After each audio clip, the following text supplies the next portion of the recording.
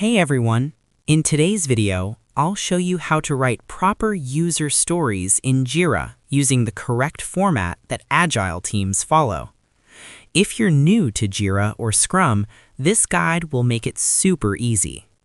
A user story is a simple description of a feature from the user's point of view. It explains who the user is, what they want, why they want it. Log in to Jira. Open your project and click Create at the top. From the Issue Type dropdown, choose Story.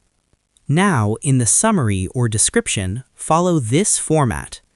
As a type of user, I want goal, so that benefit. In the description, also add acceptance criteria. These are conditions that must be met for the story to be complete. Don't forget to set priority, assignee, story points, and sprint if using Scrum. Click Create and your user story is added to the backlog. Keep stories small and focused.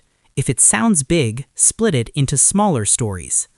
If this helped you, hit like, subscribe for more Jira and Agile tutorials, and comment if you want a video on writing epics next.